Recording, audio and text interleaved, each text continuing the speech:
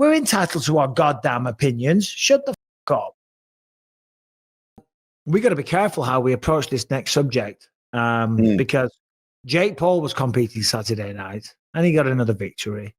And Piers Morgan and so, who was it? Virgil Ortiz or someone? I forget the name right now. Came out and they're accusing it of being a fake fight. Yeah. Jake Paul has come out and said, right, that's it. I used to put it down to haters just being haters. But that's it. From now on, anyone that talks shit about his career are going to get served with a lawsuit. Yeah, I saw this. How do you feel about that, Paul? Be careful. I'm going to be careful. I think allegedly. I think allegedly, yeah. I think it just shows that that's getting under his skin is all that I think that says about him. If you're willing to go and try to serve up everybody that talks trash on you, it hit a nerve is what I think it did. For whatever reason. To be fair, I said to be fair. Listen, I've been a big critic of the guy. I don't know about, I don't think the fights are fake. I don't think they are rigged. I don't believe at all. I understand why that might be something that's really pissing off. I think everyone's entitled to their opinion. They want to say someone's so. You can talk all the trash you want, but accusing it of being rigged over and over again, if it's not, and you're, actually fighting these fights, you're going to get annoyed by that. Saying someone's not taking on real opposition and kind of manufacturing easier opponents. I mean, we can have our opinions all day long. I guess saying that they're fake fights, I guess that's a little different, Harrington.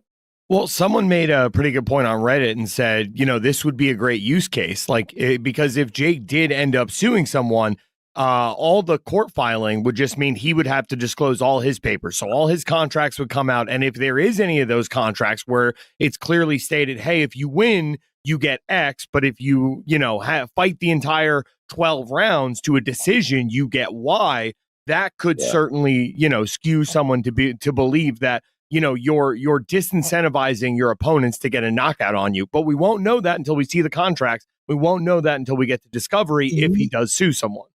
Yeah, but I think, and again, the fact that he's talking about suing I don't think my issue with Jake Paul's always been the same. I don't think that he's faking the fights. Is that he fought a 58-year-old Mike Tyson? Is that he fought, what's his name, who did he fight at the weekend? I can't remember his name. The guy, Chavez Jr., you know what I'm saying, who has been floating about and hasn't been a serious contender. For a long time. And then it was Anderson Silva, and granted, Anderson was doing all right, but he's clearly past his prime. He lost a bunch in the UFC. It was, who else did he beat? Woodley. Again, it was like, dude, fight a boxer. Fight a boxer in their prime. That was it. He's done that once against Tommy Fury, got beat, and hasn't fought him since.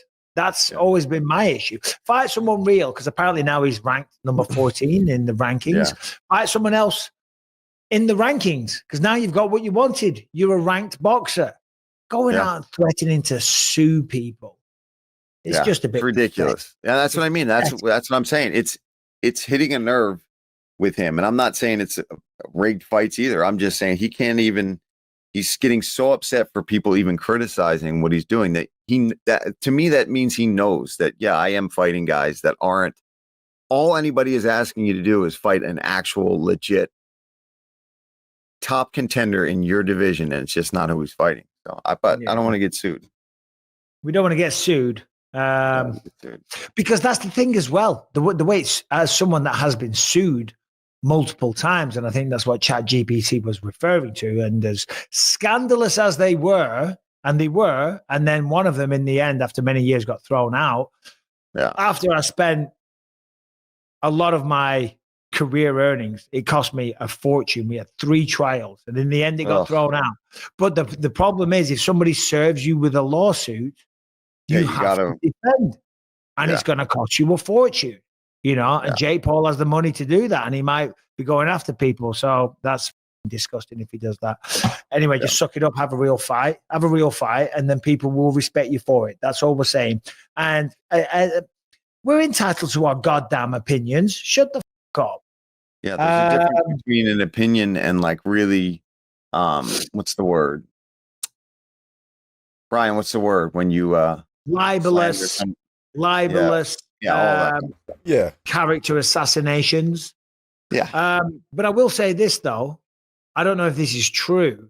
We did see that Ben Askren got his double lung transplant. Wild, man. Harrington and Bryan, do we know? Because Jake Paul claimed that he paid for it. I mean, if he did, then fair play. I don't know about that, but people have been giving Jake Paul his flowers on Twitter for just people I've seen posts be like, "Oh, my new favorite fighter." So maybe that is true, but I did hear that Ben Askren got his lung transplant.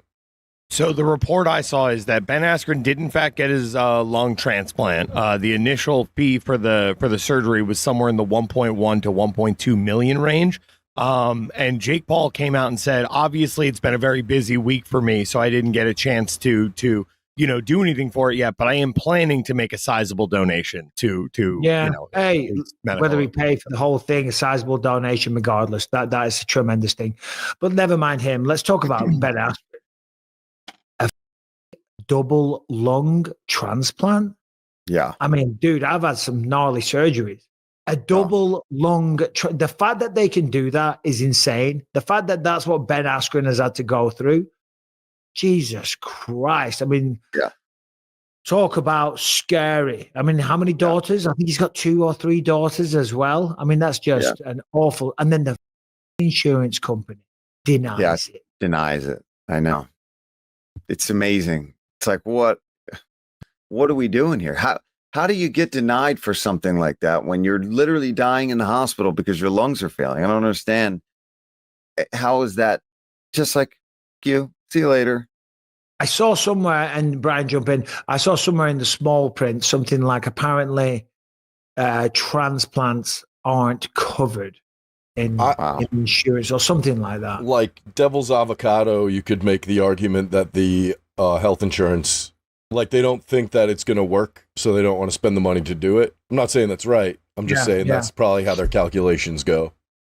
Yeah, well, listen, I see Ben now. I saw a picture of him walking about on crutches, so it seems like he's making a recovery, so that's fantastic news. Do you know who Chopper Reed Harris is? Who? Chopper. If you want to watch a good movie, go and watch Chopper, right? You'll like it, Paul. It's about an Australian criminal that went to prison. He was a bit of a psychopath. He gets out of prison, gets involved in all kinds of trouble. He's a career criminal, but it's a good movie, Chopper Reed. And this just popped in my head. I saw this on Instagram the other day.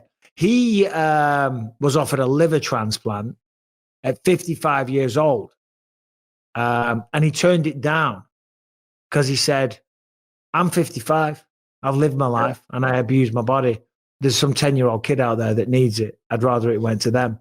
And I was like, you know what? It might have been a psycho, but that's a pretty honorable thing to do. Yeah.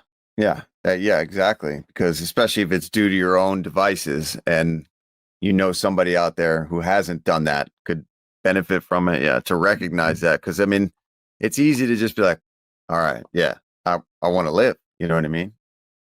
Chopper. Check it out. I'm telling you, you'll like it, Paul. I'm going to watch it tonight. I've been looking for something to watch. We started watching Squid Game season 3. Bro, I haven't seen any of the Squid Games. Last night, I don't know what show we were watching Mobland until recently, which is, by the way, trying to find something decent to watch on TV. It's terrible. So much stuff. There's so much shit. So much stuff too. It overwhelms me. It's so much shit and garbage and crap. And I put stuff on and I have to turn it off. There's nothing good made. I had to take the bull I had to take it into my own hands. We're going to production of Atlas King next week. There you go. Tried to put you on there, Paul. I know. Make it. Sucks. That was a really good plug there. It was. It wasn't destined to be that though. But yeah, there's nothing to watch. If anyone's got a good show, and yes, of course, you don't have to say Breaking Bad. You don't have to say Sopranos. People always say The Wire. I couldn't get into The Wire. That's what I'm about to do at this point. Is I'm about to go start watching shows that I never got to that are old school shows, like some of those. Like I haven't seen all of Breaking Bad. I should just go and start watching Breaking Bad. Bro, what are you doing with your life? Restarting. Well, apparently, the whole thing. I'm going to be watching that. That's what I'm going to do. Have you seen Boardwalk Empire? Again, some of it, but no, I haven't sat and watched the whole thing. Yeah. I'm bad at sitting and watching through all those things. Sopranos. Band of Yes, Brothers. You ever watch Band of Brothers? Yes. We Yes. can't watch I like Band of Brothers in our house because it's set around World War II. People actually died. So Rebecca doesn't want to watch it because it's too depressing. Yeah. Oh man, one of my favorite movies is Saving Private Ryan. That movie is again brutal to watch. Can't watch brutal. Yeah, because you just know that stuff happened. Like, oh man, this is great work, though, babe. It's great work. But I know it's about World War II, but Rogue Heroes is really good. It's on the BBC. It's about like the SAS in World War II. Okay, no, Rogue Heroes. I'll check it out. All right, today's episode is brought to you by True Classic. At True Classic, the mission goes beyond fit and fabric. It's about helping you guys show up with confidence and purpose. The gear fits right, it feels amazing, and it's priced so guys everywhere can step into confidence without stepping out of their budget. But what really sets them apart, it's not just the fit or the fabric, it's the intention behind everything they do. True Classic was built to make an impact, whether it's helping men show up better in their daily lives, giving back to undeserved communities, or making people laugh with ads that don't take themselves too seriously. They lead with purpose. I've been wearing True Classic for a while now. You can feel the difference the moment you throw it on. Tailored where you want it, relaxed where you need it, no bunching, no stiff fabric, no BS, just a clean, effortless fit that actually works for real life. Forget overpriced designer brands. Ditch the disposable fast fashion. True Classic is built for comfort, built to last, and built to give back. You can grab them at Target, Costco, or head to trueclassic.com/believe and get hooked up today.